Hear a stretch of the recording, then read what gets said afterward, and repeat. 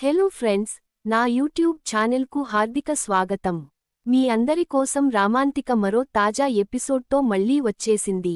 వీడియోలోకి వెళ్లే ముందు మా ఛానల్ని సబ్స్క్రైబ్ చేయడమైతే మర్చిపోవద్దు. ఆలస్యం ఎందుకు? ఈరోజు బ్రహ్మముడి ఏప్రిల్ 26 ఎపిసోడ్లో జరిగిన మునుపెన్నడూ చూడని మలుపుల్ని చూద్దాం. ఇవాళ ఏప్రిల్ 26న ప్రసారమైన బ్రహ్మముడి సీరియల్ ఎపిసోడ్ అన్ని అంశాలకు మించి ఎమోషన్, హ్యూమర్, సస్పెన్స్, రొమాన్స్తో నిండిన ఒక మిక్స్డ్ ఎపిసోడ్గా మారింది. కథలో ప్రతి ట్విస్ట్ ఒక కొత్త మలుపు తీసుకువచ్చింది.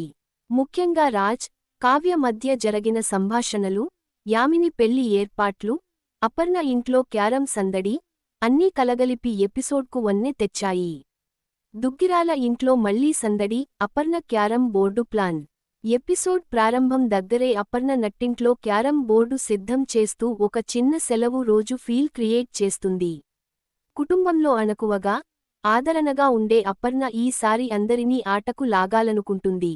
కానీ రుద్రాని మాత్రం తనదైన తిట్టుబడుల మిక్స్తో, ఇవాళ క్యారమ్ అంటే రేపు అష్టాచమ్మ, ఎల్లుండి తొక్కుడుబిల్ల ఆడుదామంటుందేమో అంటూ నవ్విస్తుంది. అంతేకాకుండా రాహుల్తో కలిసి ఇక్కడే దొరికిపోతాం అనుకుంటూ తప్పించుకుందాం అని ప్లాన్ చేస్తారు. చచ్చాం మమ్మీ అంటాడు రాహుల్. దొరికిపోయాం అంటూ రుద్రాని సరదాగా స్పందిస్తుంది. అపర్ణ మాత్రం అది తర్వాత చూసుకుందాం, ఇప్పుడు ఎంజాయ్ చేద్దాం అంటూ ఉత్సాహంగా భావం కలిగిస్తుంది. స్వప్న కూడా తక్కువేం కాదు, వీటితో ఆటలు ఆడటమే కాదు, మనుషులతో కూడా ఆడొచ్చు అంటూ సూటిగా సెటైర్లు వేస్తుంది. చాలా రోజుల తర్వాత ఇంట్లో అలజడి మళ్లీ కనిపించడంతో అపర్ణ, ఇల్లు బోసిపోయింది, ఇప్పుడు సందడి చేద్దాం అంటూ వారిని మానసికంగా ఓదార్చుతుంది. రాజ్ ప్రయాణం ఒక అనుభూతి, ఒక జ్ఞాపకం.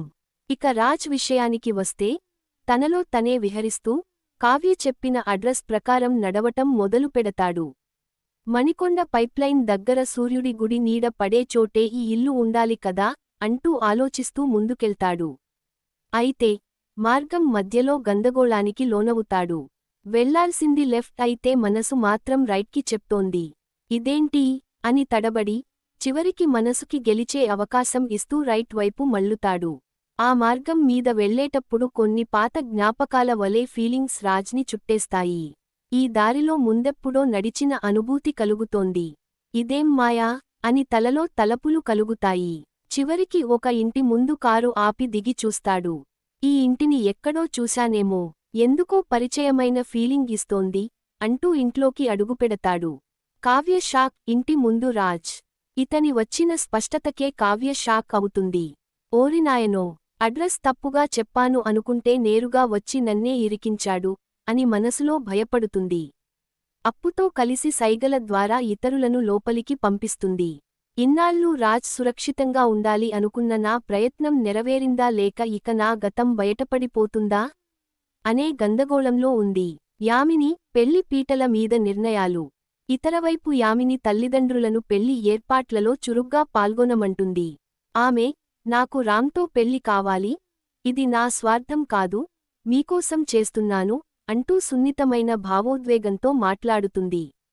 వైదేహి, మీరిద్దరే సెలెక్ట్ చేయండి అని సూచిస్తుంది. తండ్రి మాత్రం, రామ్ ఇప్పటికీ బయట తిరుగుతున్నాడు, కావ్యను మళ్లీ కలుస్తున్నాడు, అది ప్రమాదమే అని అంటాడు. యామిని మాత్రం స్పష్టంగా, రామ్కు గుర్తొచ్చే అవకాశం లేదు, డాక్టర్ చెబుతున్నదే నిజం అంటుంది. అలాగే, పెళ్లి కార్డ్స్ ప్రింట్ చేయించండి, రామ్తో కలిసి బంధువులకే పంచుతాను, అలా అతడి మనసులో పెళ్లి స్పష్టంగా నాటుకుపోతుంది అని తన ప్లాన్ తెలియజేస్తుంది. కావ్య ఈ పెళ్లిని అడ్డుకునే ప్రయత్నం చేస్తుందేమోనని ఆమె అనుమానం వ్యక్తం చేస్తుంది. ఇంట్లో రాజ్, చీకటి జ్ఞాపకాల వెలుగు. ఇంట్లోకి అడుగుపెట్టిన రాజ్ హాల్లో ఉన్న తన ఫోటోలను చూస్తాడు. ఇవి చూసినప్పుడు ఎందుకు ఓ అనుబంధం, ఓ తళుకుబెళుకు అనిపిస్తుంది. కావ్య ఫోటోలు తీసి తొలగిస్తుంది. తర్వాత రాజ్తో ముఖాముఖి మాట్లాడుతుంది. మీకు ఈ దారి ఎలా తెలిసింది అని అడిగినప్పుడు, రాజ్ చేతులు స్టీరింగ్ తిప్పుతుంటే, దారి ముందే గుర్తొచ్చింది అని చెబుతాడు. ఈ ఇంటిని చూశాక కూడా ఓ పరిచయపు భావం కలిగిందని చెబుతాడు. అయితే ఈసారి మరో ట్విస్ట్. రాజ్ తనతో తెచ్చిన గిఫ్ట్ను కావ్యకు అందిస్తాడు. అది చీర. ఇది మీకో చిన్న గిఫ్ట్ అంటూ చెబుతాడు. కావ్యకు అది ఒక పెద్ద సర్ప్రైజ్గా మారుతుంది.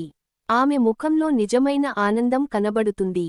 ఈ చిన్న గిఫ్ట్, రాజ్ గుర్తు కోల్పోయినా తనలో ఎక్కడో ఈ బంధం ఇంకా బతికే ఉందనే సంకేతంగా కనిపిస్తుంది. ఇక్కడితో నేటి ఎపిసోడ్ ముగుస్తుంది. కానీ రాజ్ తిరిగి రావడం, ఆయనకు కలుగుతున్న గుర్తులు, కావ్య ఉలిక్కిపడటం, ఇవన్నీ కలిపి రేపటి ఎపిసోడ్కు బలమైన పునాది వేశాయి. రాజ్ తన పూర్తి గతాన్ని గుర్తుచేసుకుంటాడా? కావ్య తనను నిలబెట్టుకోగలుగుతుందా? యామిని రామ్ను పెళ్లి పీటల మీదకి తీసుకురాగలుగుతుందా? ఇంకా ఇలాంటి ఎపిసోడ్ విశ్లేషణలు కోసం మా రామాంతిక యూట్యూబ్ ఛానల్ను సబ్స్క్రైబ్ చేయండి. వీడియోకు లైక్ ఇవ్వండి. మీ అభిప్రాయాన్ని కామెంట్స్లో పంచుకోండి. తదుపరి ఎపిసోడ్లో మళ్ళీ కలుద్దాం. అప్పటివరకు సెలవు.